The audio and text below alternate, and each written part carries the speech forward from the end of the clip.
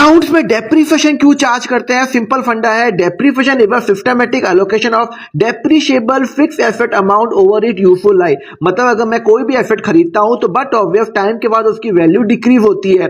Example, मैंने एक laptop लिया 1,20,000 का, मैंने 1/4/2024 को खरीदा और मुझे पता है कि उसकी लाइफ 4 साल है। 4 साल के बाद लैपटॉप मेरे लिए यूजलेस हो जाएगा और 4 साल के बाद अगर मैं मार्केट में बेचने जाऊं ये लैपटॉप तो ये 20,000 में बिकेगा। तो अल्टीमेटली मैंने लैपटॉप खरीदा 1,20,000 का, ये मेरा कैपिटल एक्सपेंडिचर है बिकॉज इसकी लाइफ 1 साल से ज्यादा है और इसकी 4 साल के बाद जो स्क्रैप वैल्यू है 20,000 है। तो यहाँ पे मेरा डेप्रिसिएशन कितना हुआ?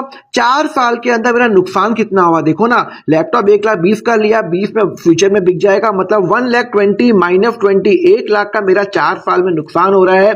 तो यहाँ पे मैं 1,00,000 को 4 साल के अंदर डिवाइड कर लूंगा। तो डेप्रिसिएशन एज पर एफएलआई मेथड, जिसको मैं स्ट्रेट लाइन मेथड भी बोलता हूं, asset price minus estimated scrap value divided by useful life. तो यहां पे मेरी एसेट प्राइस कितनी है? 1,20,000 है, मेरी स्क्रैप वैल्यू कितनी है?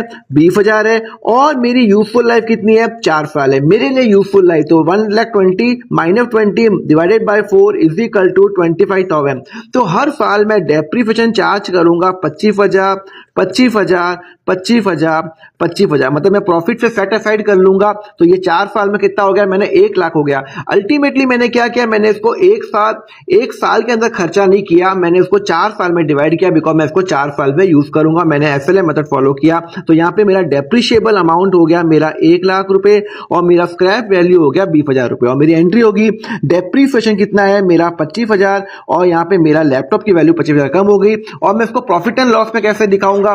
बट ऑब्वियस डेप्रिसिएशन क्या है? मेरा खर्चा है। तो यहाँ पे 25,000 रुपए और लैपटॉप मैंने कितने का लिया था? मैंने लैपटॉप लिया था 1,20,000, उसमें से 25,000 माइनस करूंगा और 95,000 मैं बैलेंस शीट